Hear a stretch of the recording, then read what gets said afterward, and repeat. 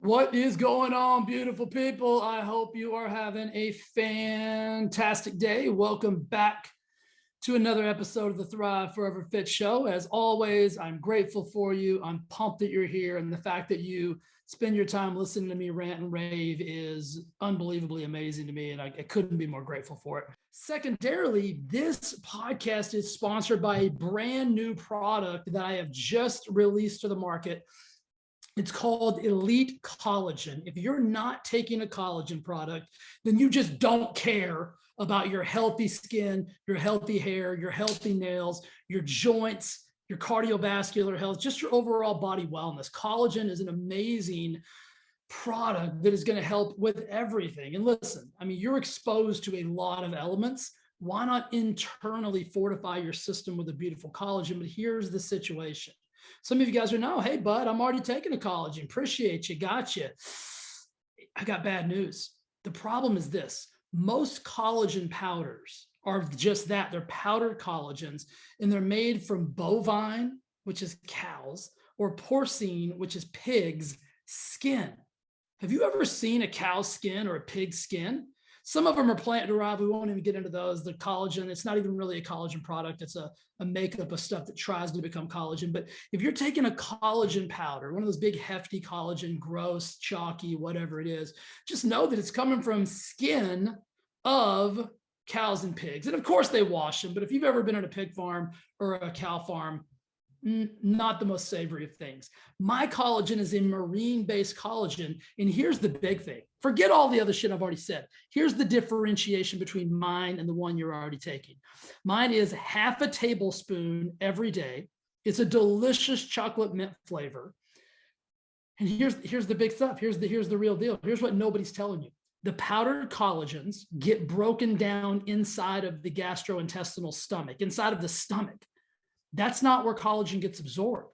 Collagen actually gets absorbed and has a higher efficacious benefit if it's absorbed in the small intestine. Well, see, mine passes through the stomach based on a beautiful collection of polymers and a collection of these peptides. If you heard that, that's just Rudy taking a sneeze. He likes to be introduced in some of these podcasts, and I didn't give him a proper shout out. But my collagen actually passes through the stomach and gets digested inside of the small intestine, which is where all the magic happens. Your powdered product's not even making it there. So you're getting very minimal, if any, efficacious effects from drinking that chalky, gross tasting powder product. So if you're interested, just go to thriveforeverfit.com, go to my store. You'll see Elite Collagen on there. You can pop me a note. I'll give you all the details. It is unbelievably amazing. I've been taking it for a while because I've been testing it and creating it and everything. Guys, it is revolutionary and it is unbelievable. I can't wait for you to try it. Elite Collagen. Go grab yourself some today. Take care of your skin. Jamie, what's going on, bud? Oh, hello, Jay. How's it going? Doing good. How you doing? Oh, just fabulous. Another day in paradise. So you told me you just got a mile walk in, taking Sophia to school. Yep. Because actually 2 miles. Right, because there and back, right? You got to get there and back. Now, I think that's a genius idea because yesterday you said you sat in traffic for 45 minutes, which is absolutely ridiculous. So how's it going with her school thing? I know that, you know, being a busy mom and all that, we're going to talk about a ton of stuff, guys. Like Jamie's a self-care expert and we're going to just dive into everything, but it's going to be very conversational because I'm just a curious person. I want to know how Sophia's enjoying school. You're awesome. Thank you so much for asking. It is absolutely wonderful. It's been her third day and she loves it. She's never been in school before for 5 years. She's been with me 24/7. So to have her in school and loving it, and it's so great for me. It's such a blessing. And then walking to school, just like between you and I, I drove her yesterday because we were running a little behind and I thought, okay, it'll be quicker. Took me almost 45 minutes to get 1 mile home because a light was out. Yeah. I thought to myself, man, if only people could recognize it took us 15 minutes to walk there this morning. Yeah. And we got to stop and smell the roses and play, red light, green light. And it was like this awesome experience together. And I thought to myself, man, if people could recognize that just even a 15-minute walk, a 10-minute walk can just like totally change your day and just get your body moving and help you thrive, like your hat says. Totally. So yeah, we're thriving this morning. And I'm thinking about her, like just from a neurological perspective, like showing up in a car, right?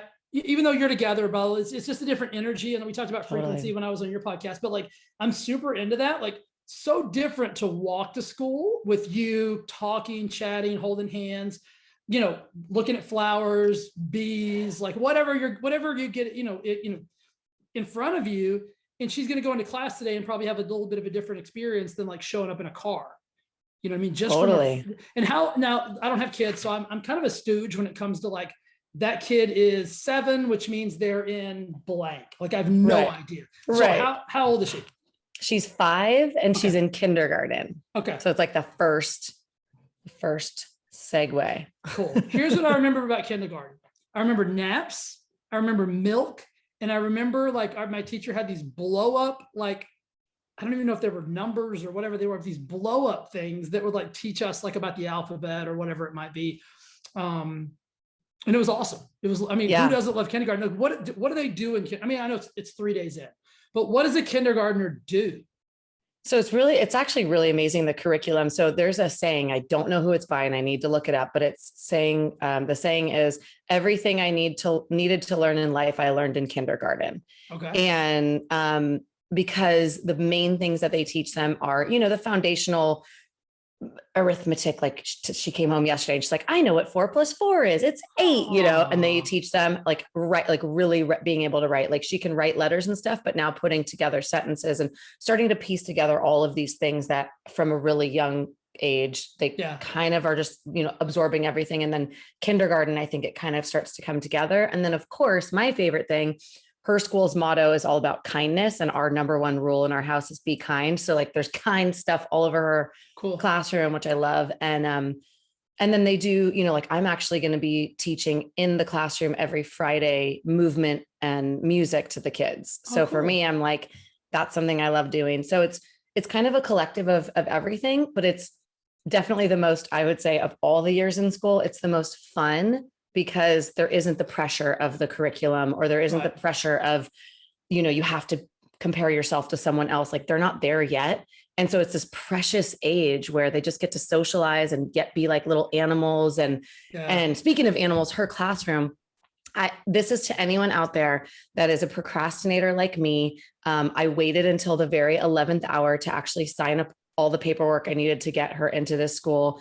And I had 3 parents that were like, I can't believe you waited this long. Like we were in line for 3 years. Like parents literally have their kids signed up like years before they even go, not me. And cause I was like, maybe I'm going to homeschool, whatever. Anyways, sign her up in the 11th hour. And I kind of had that guilt for a hot minute of like, oh, was that bad? Like, is she going to get in? This, and that.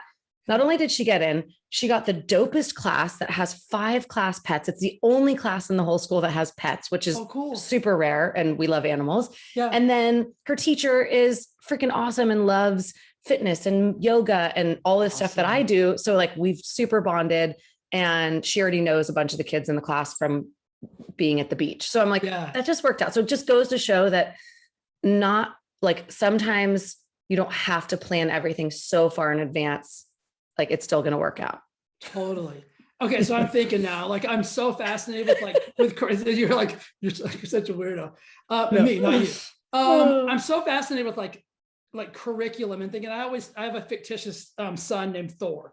And so I always say, if Thor was blank, this is what would happen. So I think about Thor a lot. I'm like, what would I do? Like, would I homeschool Thor? Would I put him in a regular public school? Would I put him in a special school? What would I do? And so this sounds a little bit like, and I know it's kindergarten, guys. I get it. It's the beginning. It's a big deal. I feel like it's a huge deal. Is it a public school? Is it a regular? I mean, I use the word regular. I don't even know what that means. But because it sounds very like, we got pets. We're going to let you come in and like move and flow and dance and create those kind of things. Is it a regular school? So it's really fascinating you said that, because I definitely did the whole, what you've done with your fictitious Thor, which I love, by the way, that you chose Thor. Okay, I'm Greek, and everything I pick is like of ancient Greek, anything, but love Thor.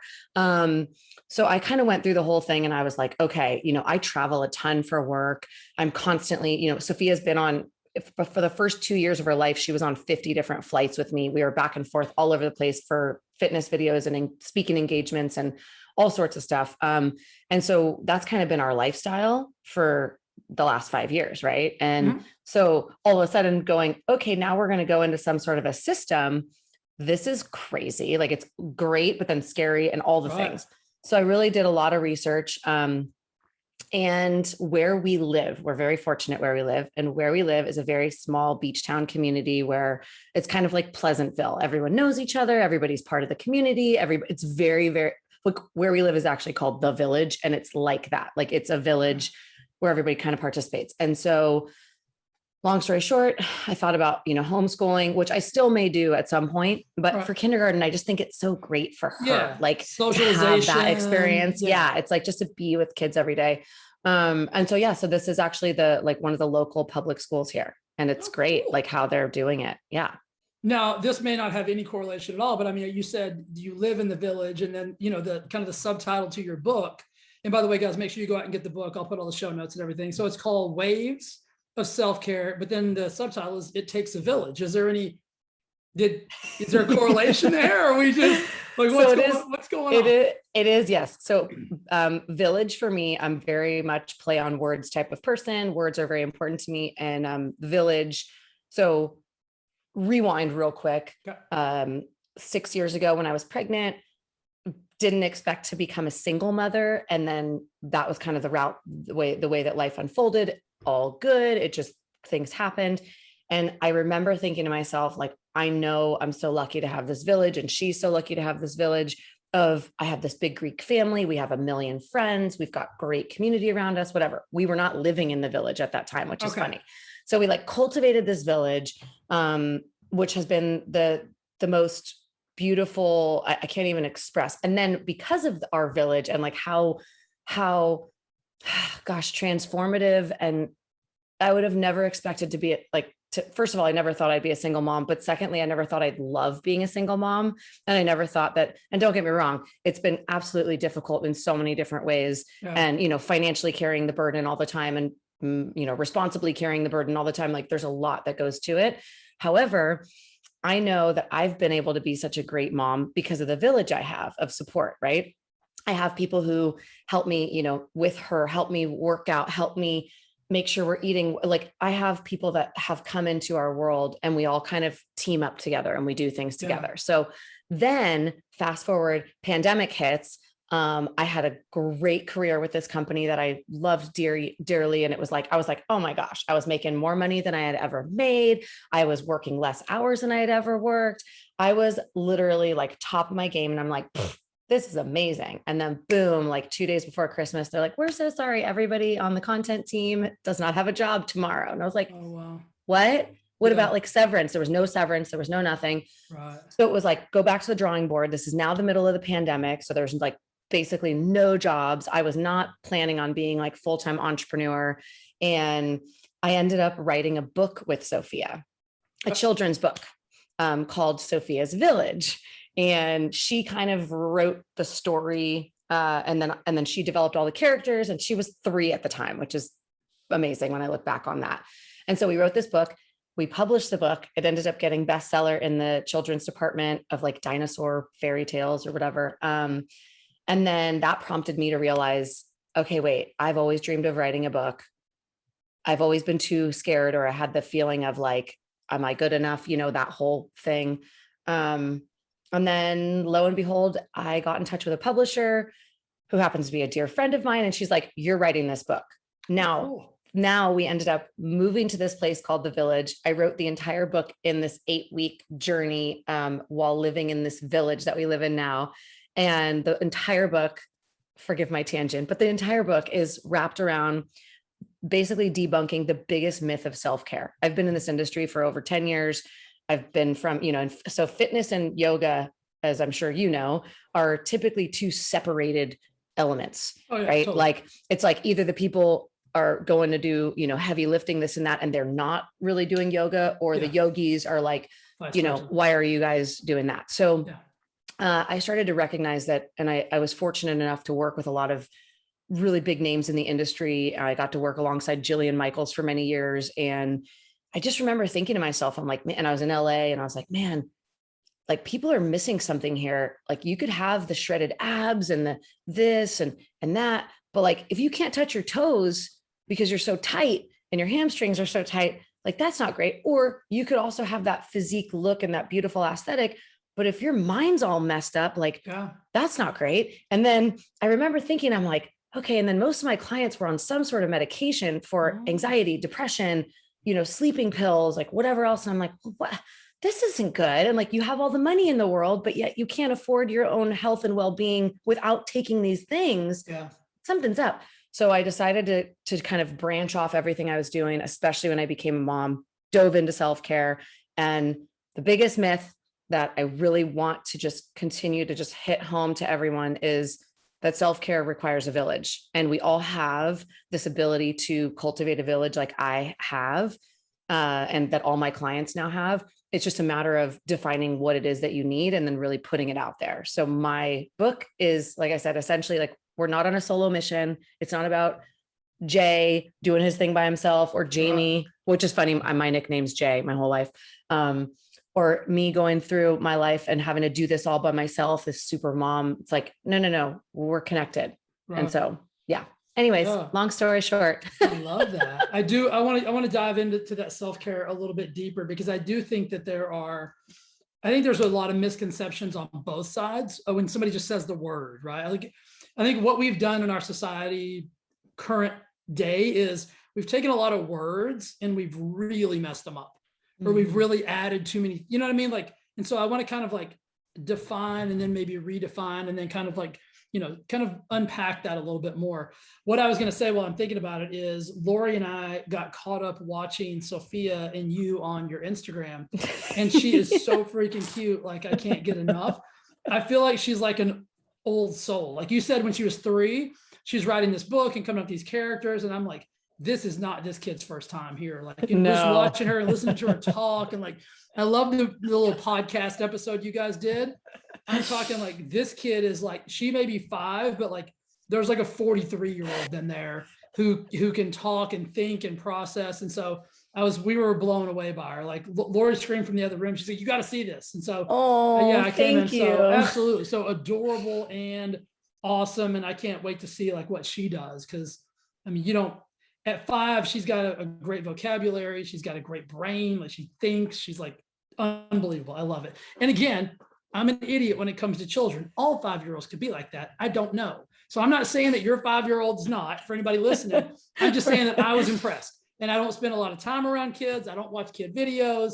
So I was blown away. Anyway. Well, thank you. You're welcome. Let's talk about self-care. So I think some people define self-care as chocolate cake and bubble baths. I think other people define it as, extreme wellness. Like I've got to like have everything perfect or it's not perfect.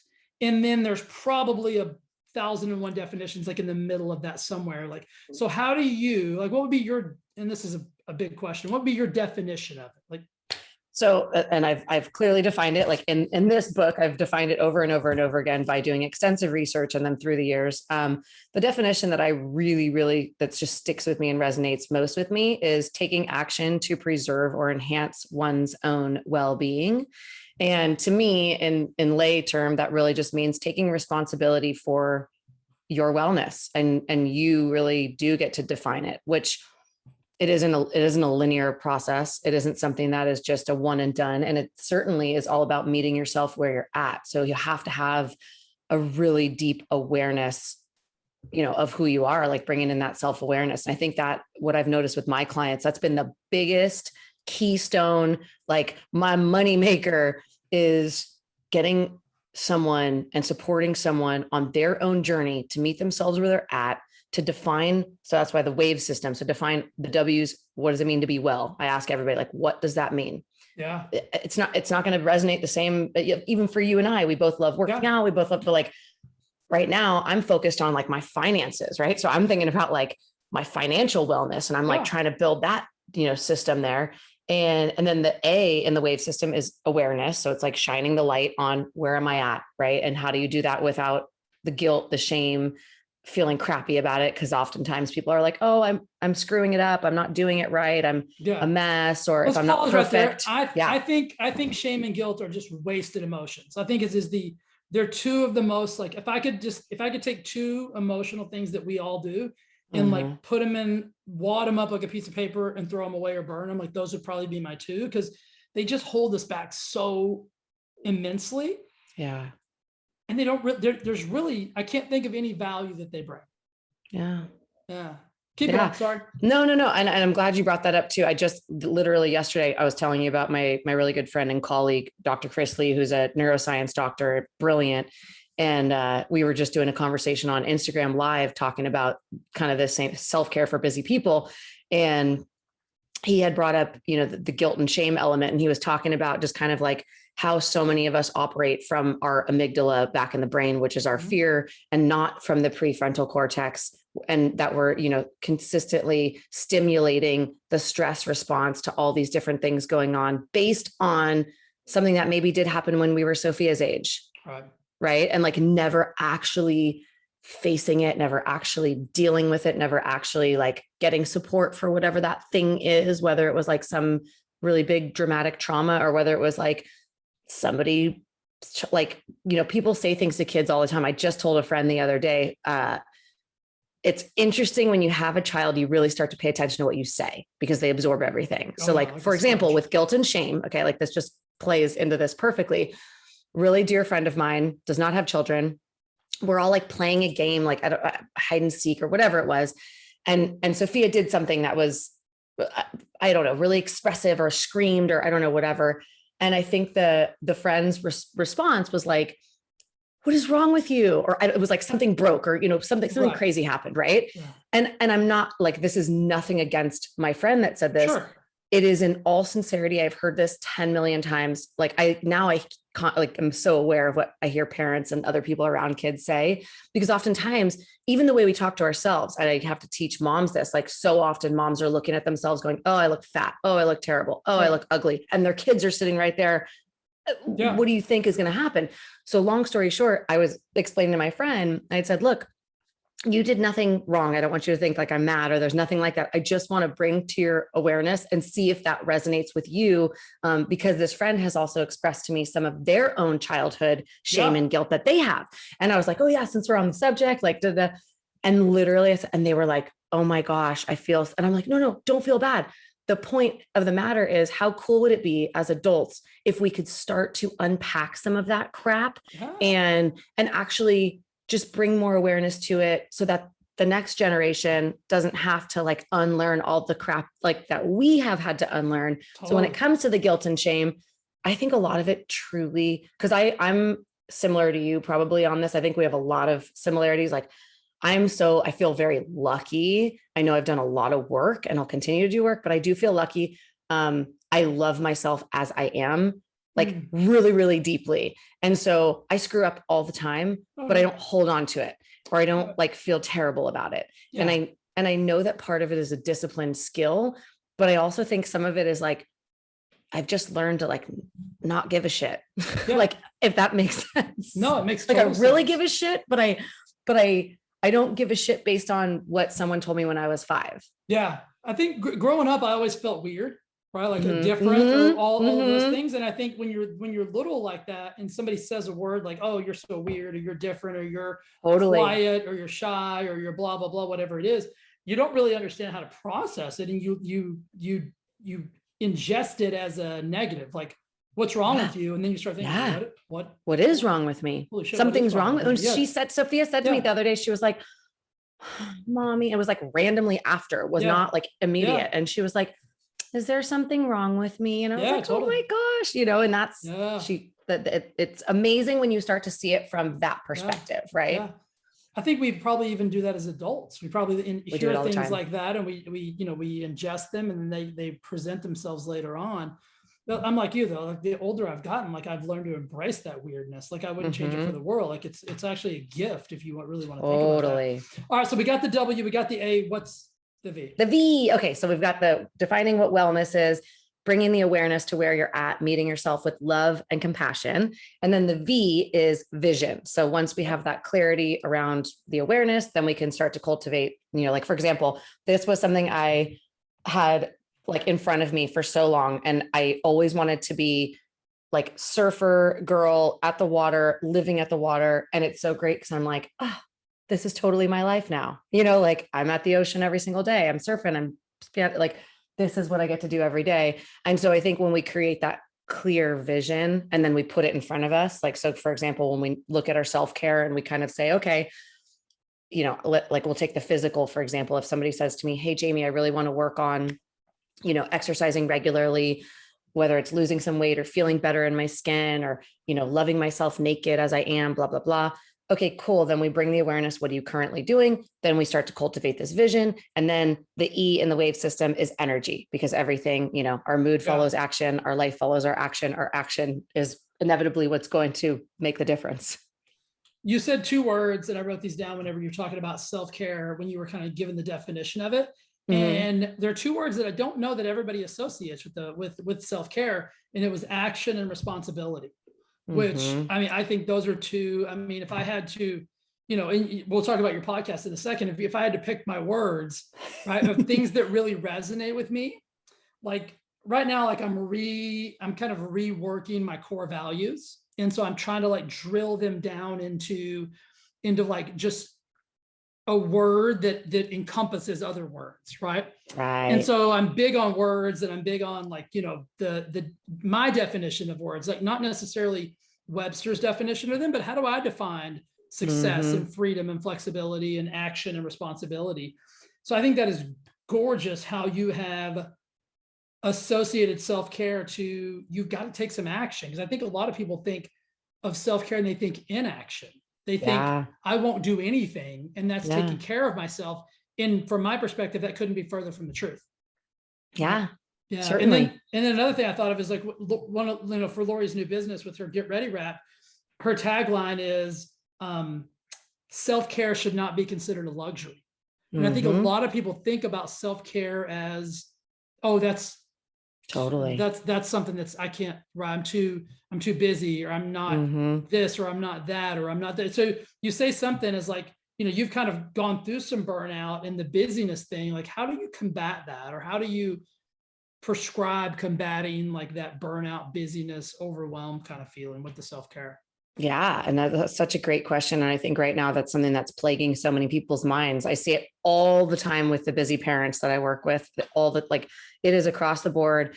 Everybody's feeling too busy. Everyone's feeling like it is a luxury. Everyone's feeling like it's out of reach, or they still have that like guilt and association and negative connotation to self-care of like, oh, well, if I do this, then I'm neglecting my kid or my spouse or, whatever else I need to be doing.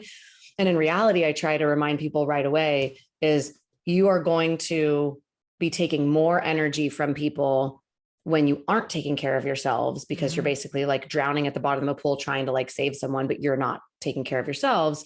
The old, like I used to be a flight attendant, put your damn oxygen mask on first. Like that is there for a reason when you're in a state of an emergency. So when it comes to self-care, and for anyone that's experiencing, a burnout or near burnout or overwhelm, which is, like I said, I feel like these are the most common words I hear all the time. Oh, like, I'm overwhelmed, I'm stressed out, all this. It is a lot more simple than we make it. Like we overcomplicate it to think like, okay, let's just say, so I have 6 pillars of self-care. We have the physical, the mental, the emotional, the spiritual, the social, and the financial. And all 6 of those I feel are equally as important, but they're not all equally as important. Like you don't have to do everything at the same time. It's like choose one and start to do something with it. So my process is all about taking really small baby steps. So for example, if somebody comes to me and they're like, oh my gosh, I'm so stressed out, I don't have time. I don't have time. I got to be with my kids and my husband. I'm like, okay, cool. Right now, you just complained for 5 minutes about how you don't have time. So I'm going to encourage you right now to take the next 5 minutes. I'm going to get off the phone with you. And in the next 5 minutes, I want you to literally journal out whatever is on your mind. Just dump it out, brain dump it. And usually they're like, well, I don't know what to write. I'm like, well, that's the point. Like, just get started. Right. And it's that simple, right? Go outside for 5 minutes. And like, I have now created multiple self-care programs all on different platforms for different companies, because so many people need to be reminded to walk, to breathe, to, and as much as there's a part of me that's like, what is wrong with us as a culture that like, here we go. What is wrong with us? Back to that. The reality is we aren't taught this, which is why I am very eager to go into my kids' school and be very hands-on of like, cool, I'm going to make sure that these kids understand here's a great example. Sophia, who you now know, 5 years old, started kindergarten. She's 5. So at 5 years old, your emotions can go from like this to this, like from A to Z in 5 seconds and back and forth. You're like a teapot, right?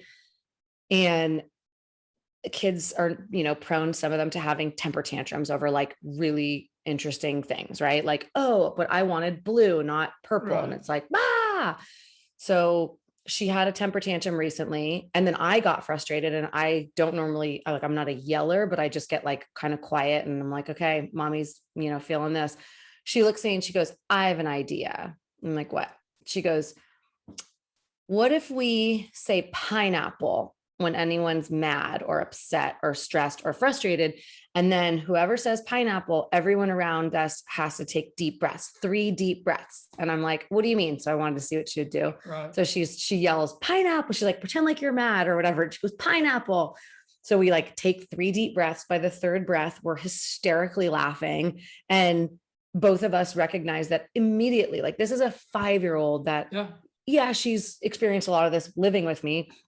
So she's kind of like forced into it, but it's also fascinating to see what happens when, and now we do this, we implement this with anyone we're around, and people consistently across the board have been like, wow, that's a really great technique, not just for kids, but also for parents. Like if you're, or anyone, like if you're getting a mode where you're feeling overwhelmed or burnt out, you don't have to say pineapple, but like in your mind, please, I dare you, like say pineapple and just literally like stop what you're doing and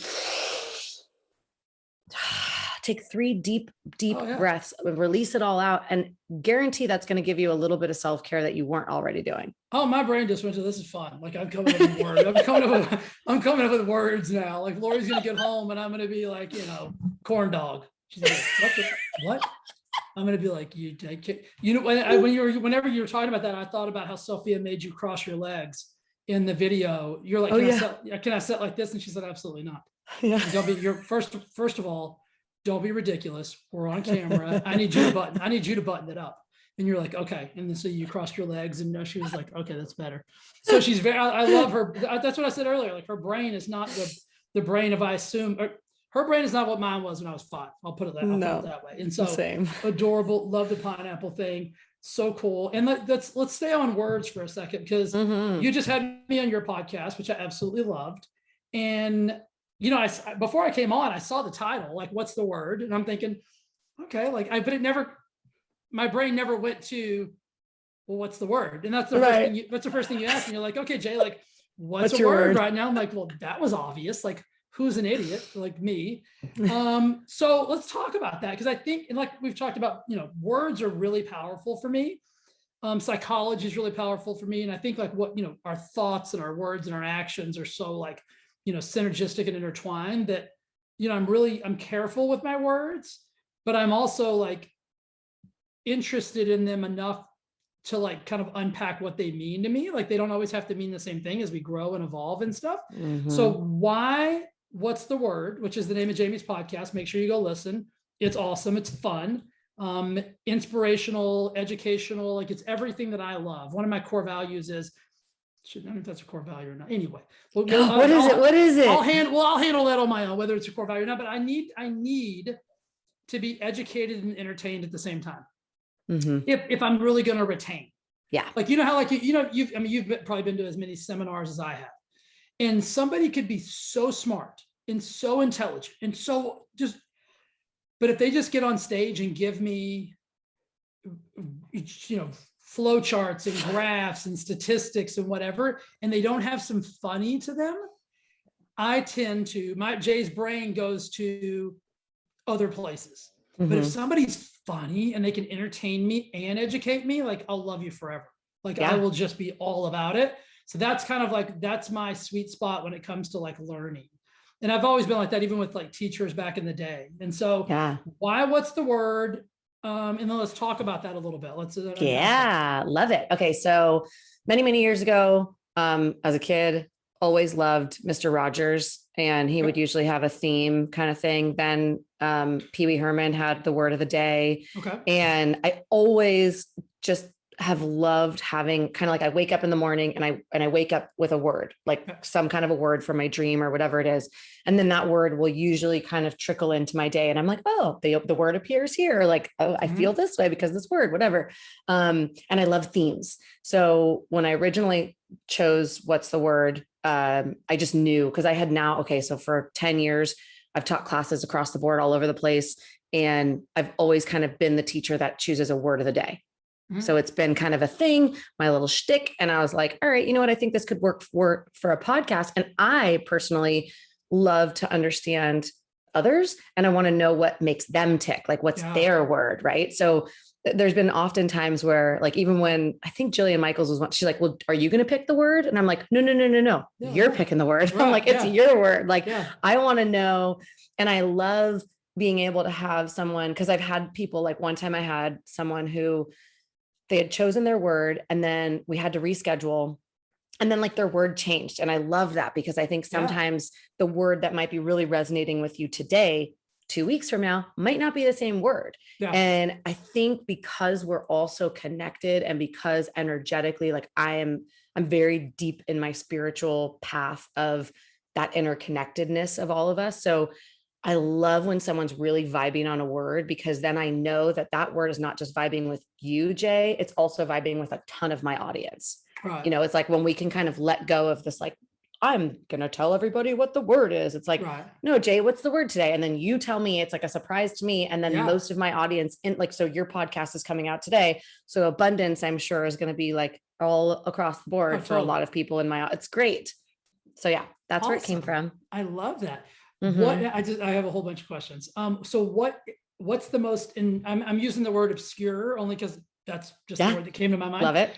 Has there been like the most obscure word that maybe not by the word itself, but maybe by like, oh, well, like, I didn't see that coming. Like, you know, it's funny you should say that.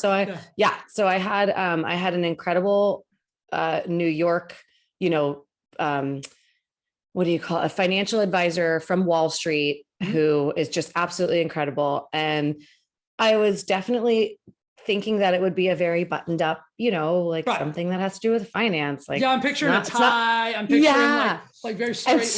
And so when I interview him, I was like, oh, what's your word of the day? And he's like, suck. And I was like, I'm sorry. You're like, I thought it was going to be algorithm. Like I thought it was going to be flow chart. Like what? Yeah. And so he chose the word suck. And it was just, like you said, obscure. And it was obscure because his point behind it is he loves playing on words. And I didn't know that at the time. And so his whole point was understanding and getting people to realize that money doesn't have to suck, or like your relationship with money. Like it was kind of this opposing thing. And he brought up this really great story that literally sticks in my mind forever because of the suck thing. He brought up, he was like, imagine, when you think about your finances, I want you to think of this. And he was like, no matter where you're at, whether you're like totally making it or whether you're totally like sinking underwater, he was like, imagine the first time you watch the scariest movie. He's like, think of a movie. And right away I'm like, Saw, and he was like, yeah, let's go with Saw. And he goes, think about the first time you saw the scariest movie ever. What was that like? And he like has me walk through and I'm like, yeah, it was like, I'm like freaking out. So you're and he goes, all right. Yeah. And he goes, and I'm feeling it was so good. And he goes, okay, cool. He goes, now imagine the movie just ended. And I'm like, push play again. And I'm like, okay. And he goes, how does it feel now? And I'm like, well, it's definitely not as scary because I know what's happening. Right. And he's like, that's why finances don't have to suck. He's like, I know. And I'm like, brilliant. Right. Yeah. See, that's an example. I could learn from this guy because he stuck it in there. I can't forget it. He entertained me and he's going to educate me on money, which can be scary, like beautiful. I love this guy. I don't even know him. That's so cool. And I just love the ability also to take that in so many different directions, right? It's like you're not pigeonholed into like, oh, we have to talk about, this. It's like, this can be like anything, which is like the realm of possibilities is exciting. Like that makes it Yeah. really, really fun. I wish we could talk for like 2 hours. This is so cool. You and I are like, I feel like we're fast friends. Yeah. You know, because we got connected by a really cool dude. And, you know, I think I'm big on frequency, energy, and all those things. I know you are too. So we've talked about, I want everybody to make sure we do all the things that we need to do as a supportive audience. Cause I'm a big believer in like, I love to support people that I really resonate with. So we've got the book, Waves of Self-Care. So we can get that on Amazon, I'm sure, right? Okay. So Thank we're you, going to go. Jay. You're welcome. So we're going to go to Amazon and buy that, team. And then anything else we want to know about you, we can just go to your website, which I will link in the show notes. But go ahead and spell it out for me, because your first name spelled a little bit differently than people are probably assuming that it is. You go. Absolutely. Okay. So it's Jaime McFaden. It's spelled Jaime, last name McFaden.com. JaimeMcFaden.com. Love it. And then the podcast is What's the Word? And we can find that anywhere and everywhere. So let's go out, support Jaime, team. Send her feedback. I'm sure Jaime would love anything and everything. If you guys listen to her podcast, rate it, give it 5 stars, tell her you loved it. I mean, I'm going to be on there, so don't be, don't be rude. Listen to my episode and then maybe say something nice about me in the review. Like, Jay was really awesome. Like things like that, Jay is really awesome. Thank you for being so cool. And hold on, before we go, I wrote this down. Were you really a flight attendant? Mm-hmm. Oh my God, you're gonna love Lori. Lori was a flight attendant for like 20 years for American Airlines, but we'll chat about that later. I wrote that down. I'm like, was she really a flight attendant? Yeah. Oh, that's awesome. Cool. I can't wait to catch up more. I worked for Virgin Airlines, and I was really fortunate that I got to work alongside of Richard Branson for like 2 solid years. Yeah. How cool is that? He's who actually convinced me to leave and start my own thing, because he just basically was like, take a chance, like in that sense of like, if there's something that's calling to you, like, screw it, just do it. What a cool thing. We got a couple more minutes and I can't let this go. I mean, that's too cool. First of all, let's bring that up earlier, right? I mean, just, you know what I'm saying? Like maybe next time we talk, like you bring something awesome like that up earlier, not when I have like 2 minutes left. So that, because now I'm going to be confused about a lot of things. I have so many questions about that. So awesome. So I would consider that like a mentoring moment, right? Like no matter how vast it was, I mean, to get that kind of advice from somebody of that stature who you're actually employed by, it's like, hey, you should leave. You should leave. Like, well, so he didn't technically say I should leave. He just, I was backstage because I did all the press releases with him. And so I was backstage, we were doing a launch at, I forget which airport, San Jose or Denver, somewhere that we were just launching. And him and I were backstage. And this is probably the 10th time I had been backstage with him for something. I never wanted to bother him. I never wanted to be that person to like, bug him when he's like about to go on. And I know how busy he is and all this stuff. And he has said to me, he goes, hey, Jaime, how you feeling today? And I was like, oh, he remembered my name. So I'm like, okay, this is my shot. Like, I'm just going to ask him. At the time I was personal training on the side. I loved it. I had done fitness contests and I was really getting into it. And I loved flying, but I knew I couldn't keep doing both. It was just too much in the capacity I was doing it in. And so I said to him, I just said, and I called him Big Rich. I said, hey, Big Rich, one question for you. I said, I'm feeling conflicted right now. I love my job here. I love what I'm doing. I'm also doing something on the side as an entrepreneur that I really, really love. And I'm just, I don't want to leave this because this is security, because I have my benefits and all that. Right. And I'm like, but then this is like where my heart is going. And he literally looks at me, he was like, screw it, just do it. Like, he was like, he basically told me how he's failed a number of times and nobody talks about his failures anymore. Yeah. And so like, I think it was probably that next day I called my boss and was like, so I'm leaving. And they're like, what? Yeah. Right. So, I mean, I'm so thankful for him being able to work alongside of someone like that. And I was working alongside of him and Jillian Michaels at the same time. And both of them are like top of the game in their game as entrepreneurs. And I feel like and I had no connection to either of those beforehand. I feel like those are opportunities and golden tickets. If you get those in your life, anytime you get those in your life, like you need to vastly absorb everything that you can, learn what you do want to do, what you don't want to do, like learn what works, what doesn't, and just, be grateful for that. And so anyways, from that day on, I will continue to do everything I can to pay that forward and like be mentor. Like if somebody ever reaches out on DM or whatever and says, hey, how did you get into this? Or I will do my best to always make the time to address that with somebody. Cause I remember thinking like, how lucky was I? Yeah. I wrote this down and guys, if you didn't listen to a word that Jaime and I said, I want you to listen to this. Seriously, write this down. Ask the question, right? Like so powerful. I think oftentimes we have a question. So and this is my belief, and I know we got to go. My belief in life is that challenges and obstacles and adversities are simply unanswered questions. And if we'll start asking the questions, we'll get the answers that we need. Imagine how your life would be different if you maybe just didn't ask that question. So like so freaking powerful, so awesome, and such a great way to end the show. Ask the question, guys, of yourself, of each other, of the village. Make sure you go support Jamie. Thank you for supporting me. Don't know why you do, but I appreciate you.